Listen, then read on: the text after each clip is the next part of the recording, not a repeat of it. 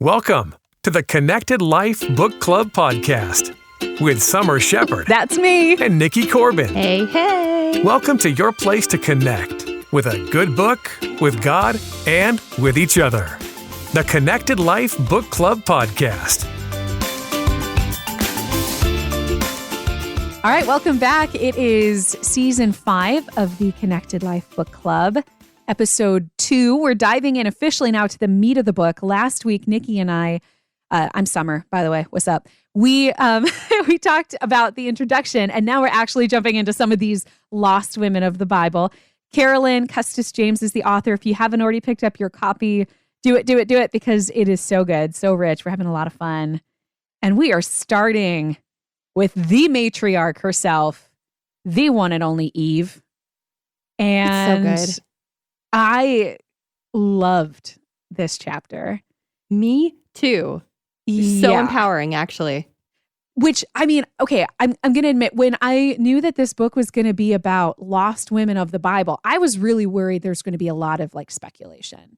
Okay, how much can you really tell us about these women who you are admitting the Bible hardly tells us anything about? Right. And how much of this is going to be, someone's assumptions. But the way she's handled in this chapter and in the next chapter, knowing very little, next to nothing about these women and how much we actually do know about them was awesome, especially with Eve. Now, Nikki, one of the things I will say before we jump into the questions that I felt almost shamed by was recognizing that I too consider Eve post-fall. I've given very little thought to who Eve was before she sinned, because who she was, it didn't really affect me much, right? It was all how she screwed up my life and made bearing children harder. Right. But that's the point. It's totally. we forgot her true legacy.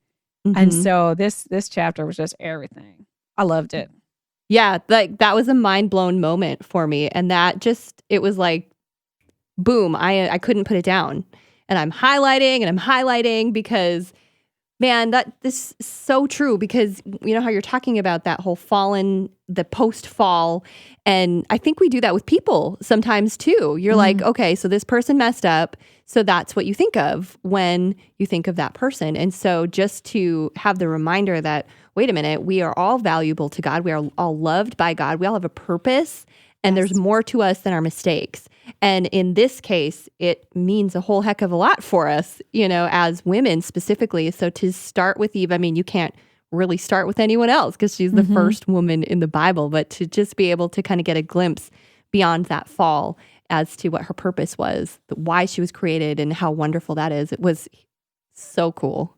Yes. And I think it really helped me understand a little bit more how the view of women in society has been formed when we look at Eve's story and we draw conclusions from it, and how that has maybe been a little hurtful, because we do, not only do we draw conclusions about who Eve was post-fall, but conclusions are drawn on the nature and the purpose of women based on post-fall Eve as well. And so what the author talks about here is that one thing we all share as women is that when Eve was created, the first thing the Bible says about her was that she was meant to be an image bearer, just like Adam was.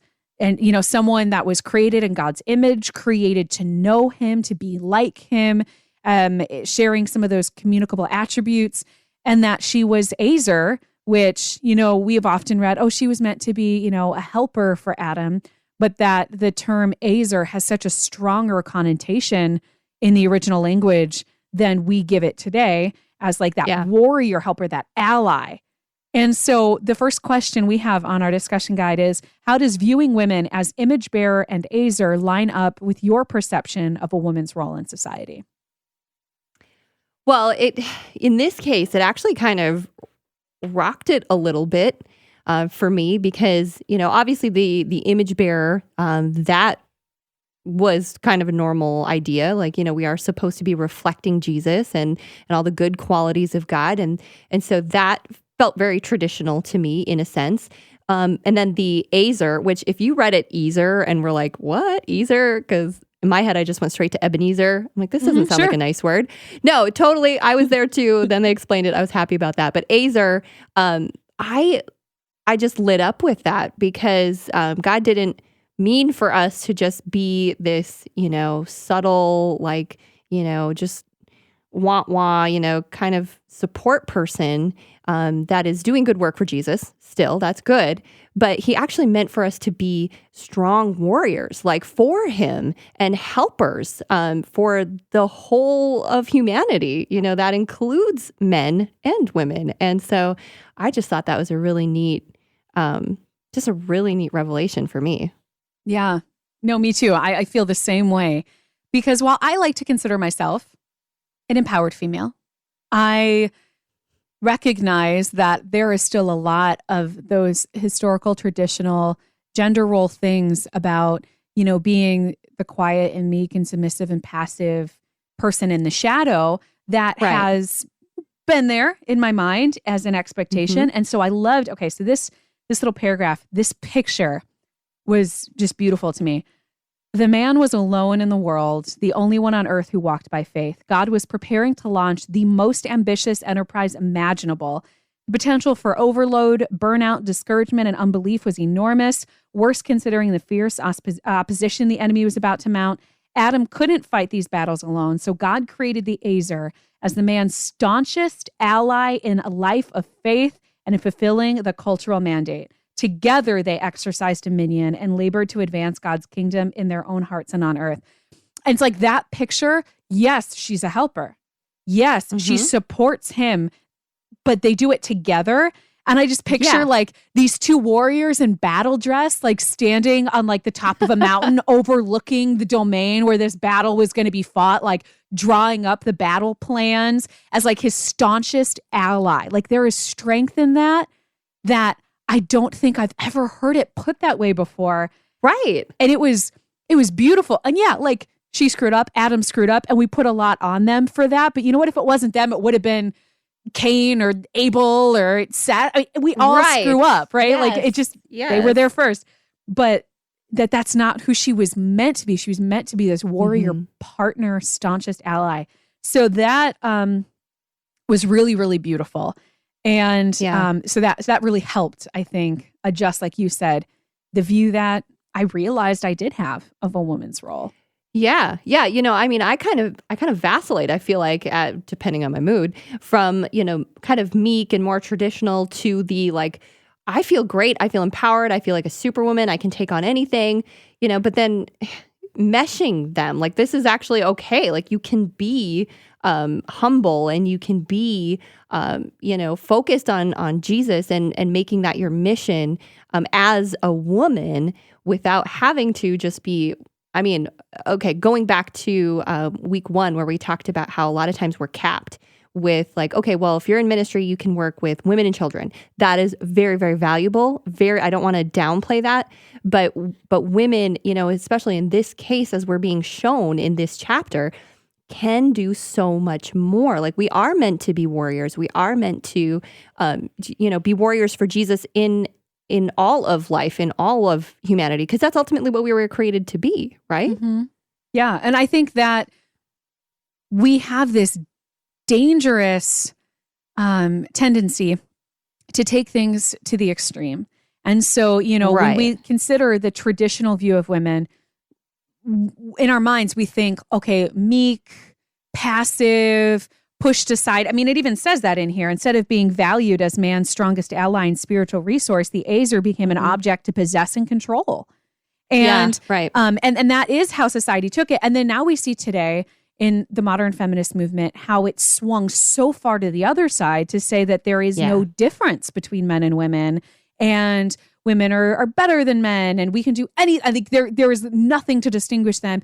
And I don't agree with that either, because I think that there is beauty and strength in that we have been created different, but that doesn't mean less than. And I think that's the truth that we have to ultimately come to, is that it is okay to be gifted differently. It is okay to have different strengths, and that it is okay to be a nurturer and someone who is strong on the home front. Like, that does not make you less than someone who is more career focused and out there fighting those daily battles, whether that is the woman or the man in the family. Like we were saying the last episode, like my husband is better at keeping the house clean and he enjoys cooking more than I do. And I am more driven in my career than he is.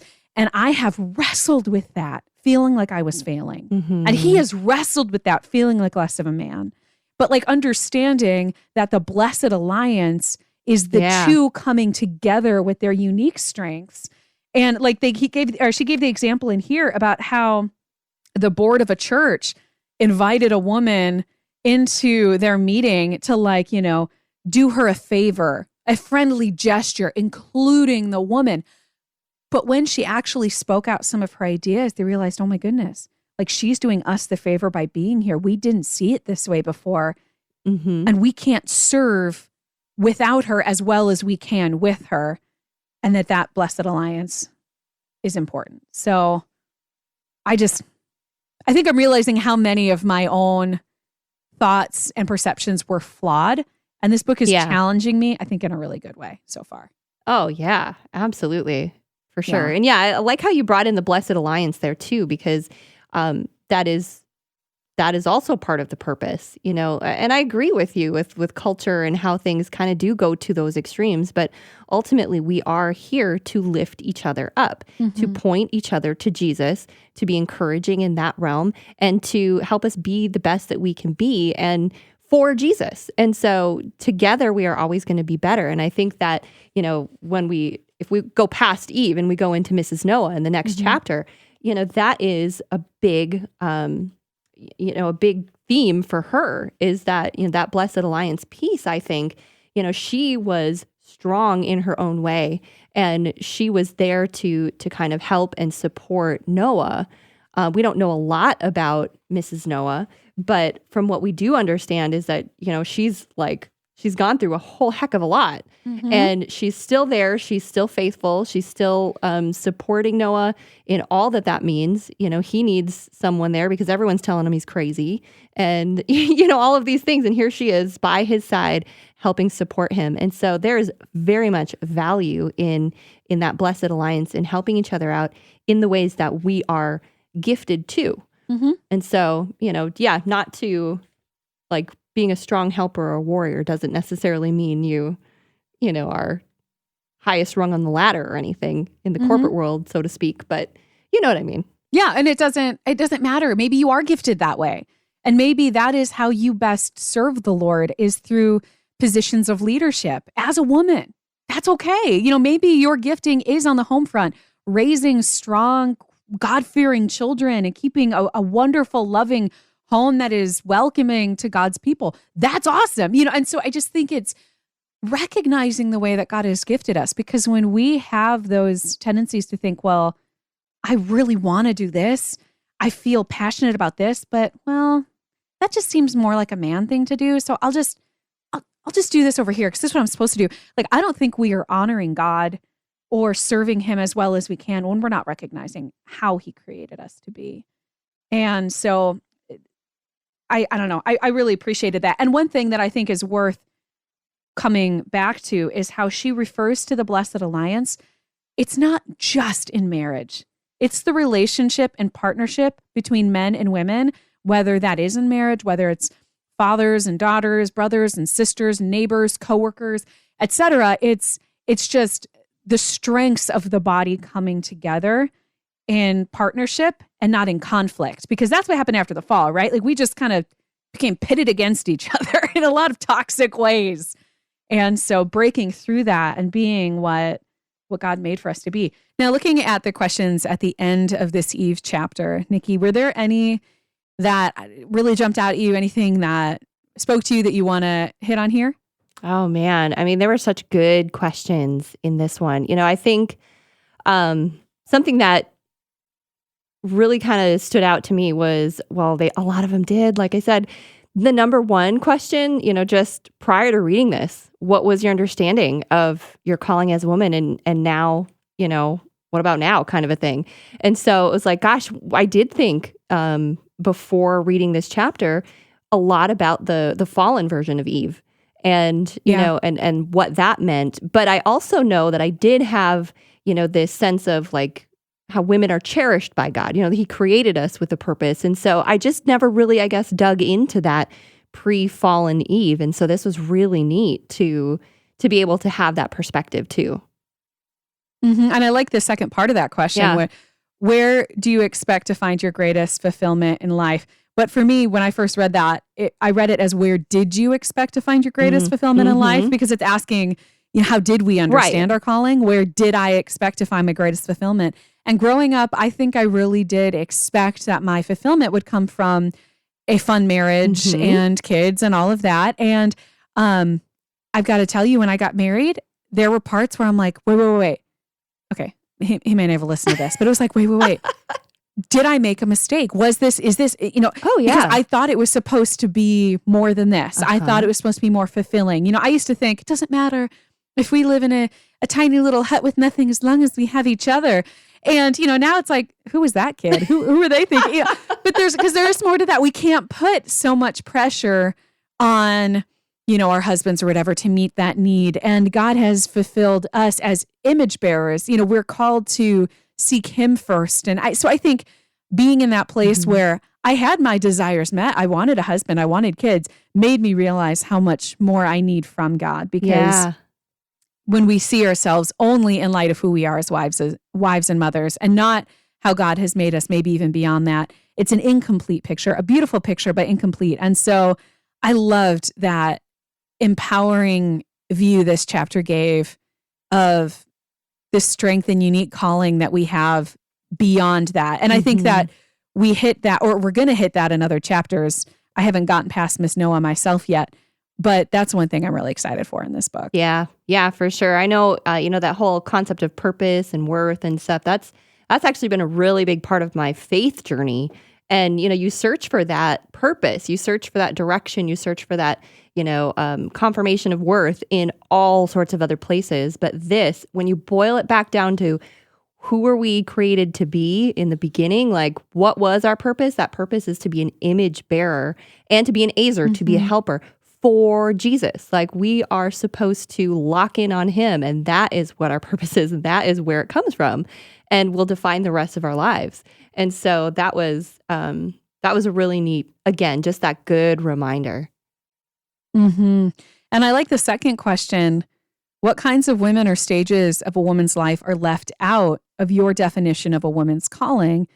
Well, when I would, buy into the societal stereotype that, your primary calling as a woman is to be a wife and mother, not as an image bearer and azer, which I love the definition of azer reflecting a blessed alliance beyond just marriage, but just how men and women are meant to, so whether or not you're married, if you have males at your workplace or in your church, like how are you guys coming together to bring your unique giftings?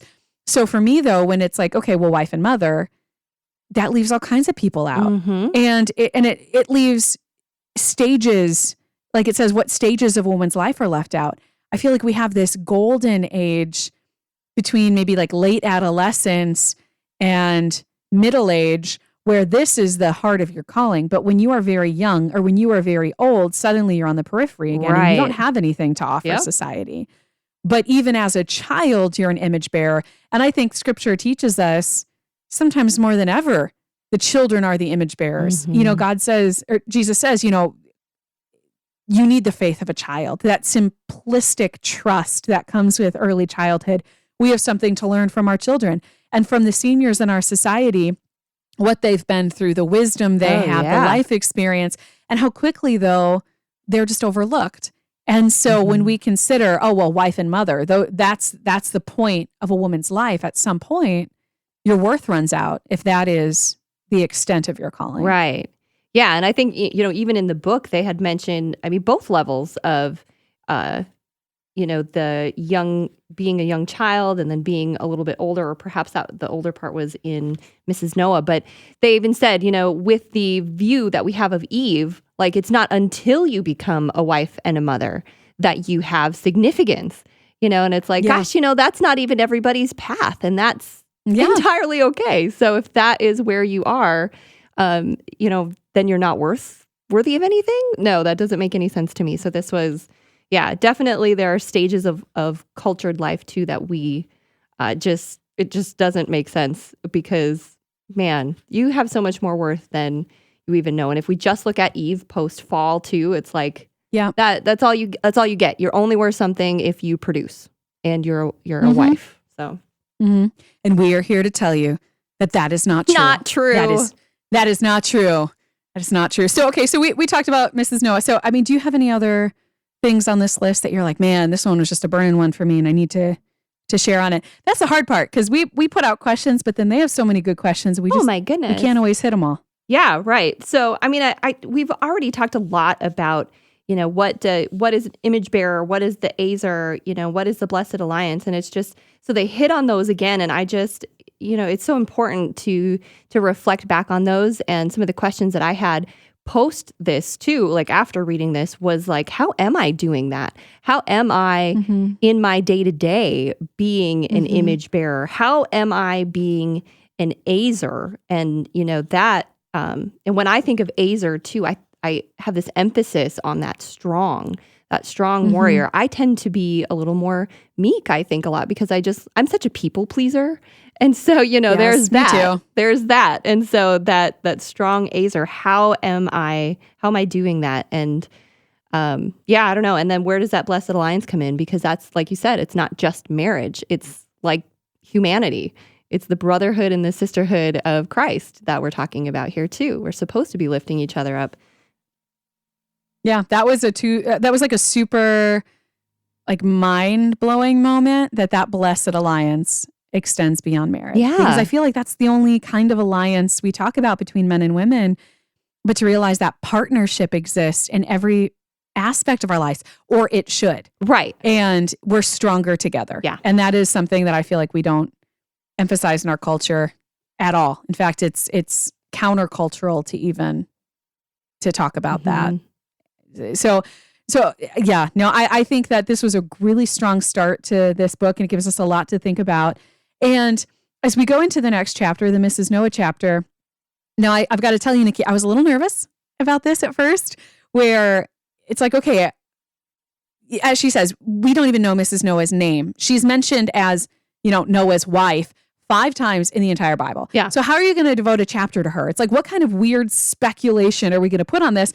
But it was so freeing to me for her to say, so my husband was wondering what kind of weird speculation you're going to put on this. And I'm like, okay, it's not just me. It's not just me. I totally know what you're thinking. Yep. Right. But I thought it was such a cool example she gave when she was talking about going into a cemetery and how you can stand in front of a headstone and be like, I know nothing about this person, right? I know I've never met this person. Yeah, sure, there's their name, but that's it. But that's not it. When you look at the dates they lived, you can infer some things about the world they were living in and what that might have been like. By who's buried near them, you can determine whether they were a wife, whether at any point in their life they were a widow, whether they had children, whether one of their children died before them and what they must have lived like there. And then understanding that all women are image bearers, Azers, members of the Blessed Alliance. You can ask important questions.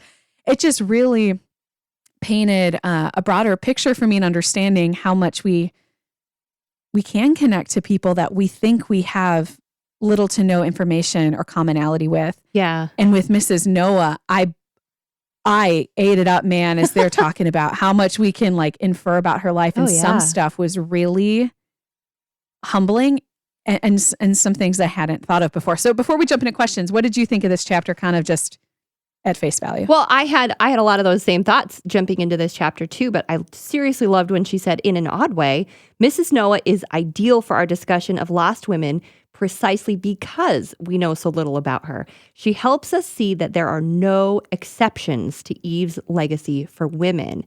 And so, if you just are skimming through the Bible, Mrs. Noah, like you said, is just referred to as Noah's wife five times. Like that's all. And so you must think she's unimportant, and I think a lot of us in life can at times feel very unimportant, but that is not what God thinks. He still has that great purpose and great love for you. And so I was excited just from reading that. And then as we actually go through like, okay, what can we deduce from Mrs. Noah?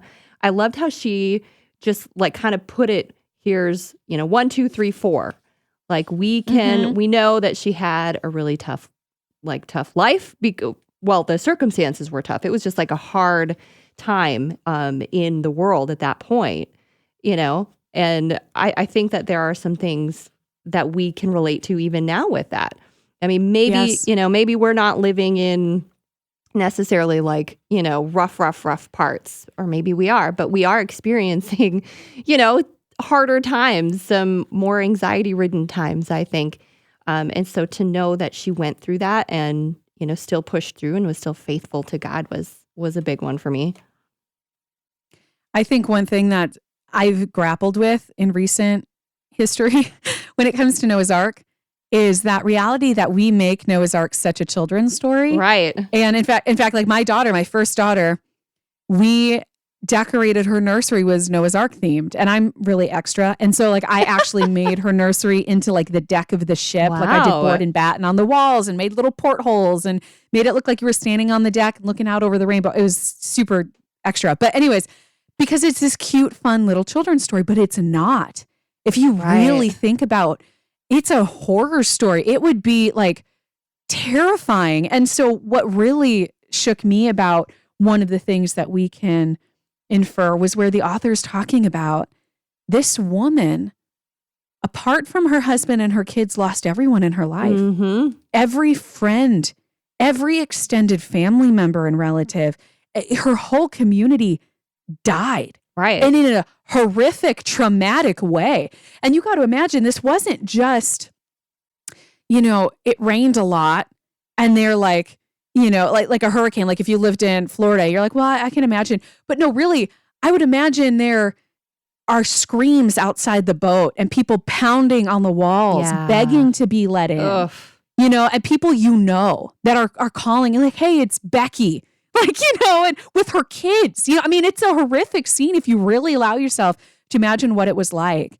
And then when you are looking out the window, what does the aftermath look like? Mm-hmm. And just how horrific it probably was. And she lived through that. And so it's safe to infer that she probably had some trauma and depression. Oh, yeah. And understanding that. But then also where she says, being married to a faithful man, like a faithful man to God, has its perks, but it's also hard, especially when that man is living a countercultural faith. Right. Where it's like it says he was the only one who was really walking with God in his time. So what that must have been. And maybe you listening, you're married to a pastor.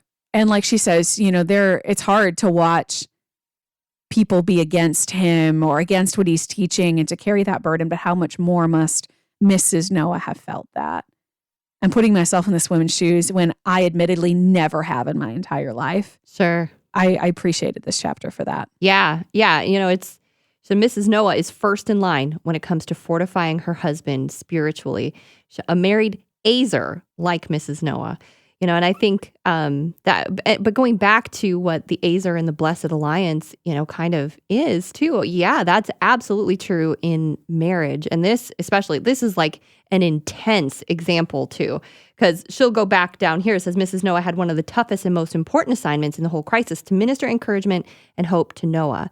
Now, this was a marriage specific one, but I think that, and she is the closest person to him, obviously that is, a blessed union. And so therefore she should be that first, step of encouragement beyond God. But I think that kind of made me think about, well, my goodness, we're also supposed to be part of this broader blessed alliance, and we are supposed to be Azers to each other. So what about the pastors in our lives? What about the ministry leaders in our lives? Like, how are we coming alongside them as well? And can we use Mrs. Noah as that example, just faithfully supporting them and encouraging them, because it has to be awfully hard. And we hope that that's the kind of wife she was. But the reality is we don't know. Maybe she was a terrible wife. Now, I mean, the fact that she made it on the ark, maybe that was to throw Noah a bone. Like he wasn't going to have, Noah's wife die, even though maybe she was awful. I don't know. I hope not. I trust not. Right. Yeah. That makes but she could have been. Yeah, but I think just the reality that they hit on in this chapter of however she got lost. She got lost in the shadow of her husband. Yeah. And in the shadow of that aspect of the Blessed Alliance. And so going to our questions here. Now, the first one I feel like we have hit a lot. So in this, we talk about, the image bearer and Azer. The second question has to do more with this chapter, and it's, have you ever felt yourself feeling lost in a relationship? How were you able to or unable to fulfill your role as image bearer, Azer, and partner in the Blessed Alliance in that situation? And it doesn't just have to be in marriage. Mm-hmm. Have you ever felt just overshadowed or lost in a relationship? Well, I didn't, this example, because this is the very first thing that I thought of. It wasn't necessarily an overshadowing. It was more of a lost. It was with my dad. And I was a teenager, and he was making some really bad decisions. My dad was in a really just toxic relationship. My parents had been divorced, and he just, he was an addict. And so I was there, and I wanted to be support. I wanted to help, but I was a teenager, and I was still young. I honestly hadn't even fully committed my life and heart to Jesus. Like, I knew about him. And so in this point, I was lost. I couldn't do anything. So I turned away and loved from afar. And it's not until now where the roles have kind of shifted a little bit, where, we have a relationship now, and he is in a position to need more help. He's actually going through a cancer battle and has all these health issues. And so I am able to come in and be that encourager, that pointing him to Jesus. We talk about, sermons and scripture and what does faith look like? And, I'm there to be that supporter, to actually do the physical help and, emotional help, that kind of stuff. And, and then there's that partnership in the Blessed Alliance that goes beyond those marriage issues, where we are here for each other now. And it's a beautiful thing. But boy, I remember feeling so lost and not knowing what to do. And it really wasn't until much later, when we both kind of found Jesus, that we were able to reconnect. Mm-hmm. And that partnership can only really, I believe, exist effectively and with true health in the context of Jesus. Right. So that's where, to truly love, to truly be loved apart from Christ, it doesn't happen. But you're saying, like, when you both found Jesus, you kind of found your role in that Blessed Alliance more effectively. Yeah. I feel like I spent my whole life lost in my relationships before Christ. And so, like, I always dated and was attracted to, like, really alpha guys. And they were all very different from each other. Like, when I was in high school and college, it'd be like the rock stars, it'd be like, I'd be going to the show, and I was that guy's girlfriend, Sure. and whatever they were into, that's what I was into. Whatever they liked, that's what I liked. Mm-hmm. And then when I would find myself in another relationship, the person could be totally different. They were still an alpha in whatever realm. But now that's what I'm listening to music wise. That's what it was always that guy's girlfriend. Yeah. And I didn't realize that I was lost until I wasn't anymore. When I found my husband, it was the first relationship in my life where, on the outside at least, like, people would look in and say that, I guess they would say that I was more of the alpha, which, had been a challenge for us at points, because they're like, well, again, gender roles, he's more domestically and service minded than I am. I'm more driven, et cetera. But I was able to discover my calling because I wasn't living to please someone other than God. Yeah. And so, I don't know, in that case, I felt like for once I wasn't overshadowed. I wasn't just Adrian's girlfriend. I was able to be Summer, who was supported and loved and championed by my husband, and I support and love and champion him too. And I felt like for the first time ever, that balance and that alliance was formed, and I didn't feel lost. Yeah. I finally found who I actually was and was created to be when I found a man of God. And again, apart from Christ, that alliance is always going to be broken to some extent. So that was, I guess that's what I jumped to from that. And so jumping to the back of the book here, and I want to spend a little bit more time with Mrs. Noah, but real quick, are there any of these questions that jumped out to you, Nikki? Oh man, again, I love that she puts these questions back here. It really makes you go a little bit deeper. What situations are you facing now that, like Mrs. Noah, her uncertain future fills your heart with fear and dread? I mean, goodness, I immediately said kids, because you're just so worried about their future. And there's just so much within the culture that can, lead them astray. And so that's always on my mama heart. But I also put culture just in general, like the life that is happening right now, the world the way it is right now. You just don't know. And so if you really just focus on those things, you definitely are going to be filled with that fear and that dread. But like Mrs. Noah, you lean on God.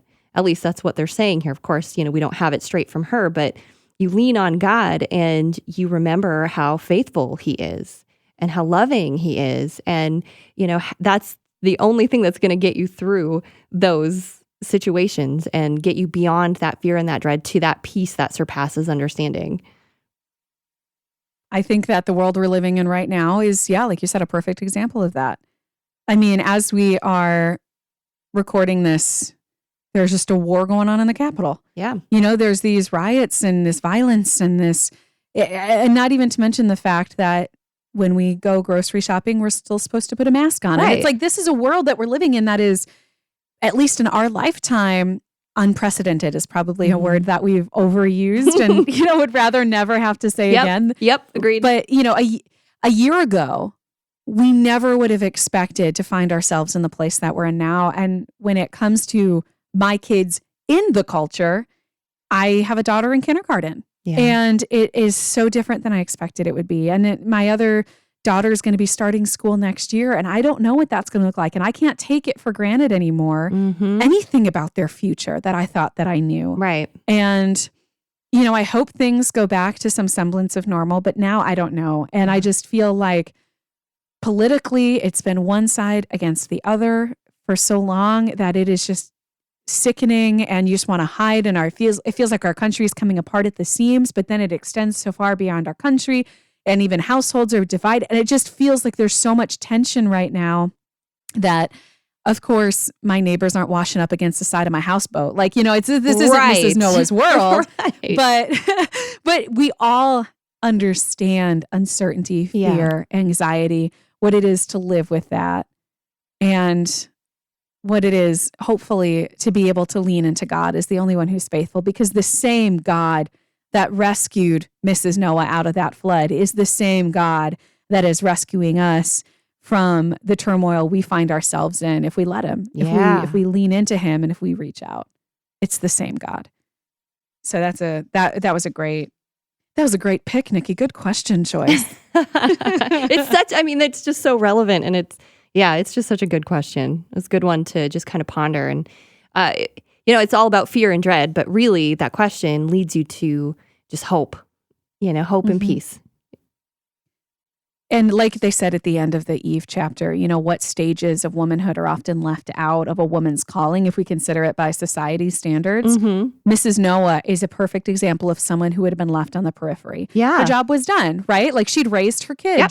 She was done. She's an old lady. What does she have to offer? And yet she was one of those that God chose to preserve on the ark.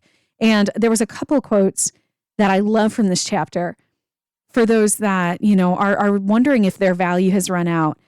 It says, "But God never retires his Azers. He may change our location and circumstances, but he always has crucial work for us to do." And then it says on the last page of this chapter, it says, "Whether a woman is out in front of the unknown soldier hitting in the shadows, whether she's facing a crisis or having an ordinary day, she has a vital role in God's purpose." And I think that sometimes we're tempted to believe that for other people, but then for ourselves, it's harder to see that God still has a plan and a purpose for us, and that we are still valuable. And so I think that was a good reminder, something I think we all need from time to time. Yeah. Oh, so good. I also in the so good realm, I also highlighted Mrs. Noah got lost in Noah's shadow, but in God's eyes, she was never lost.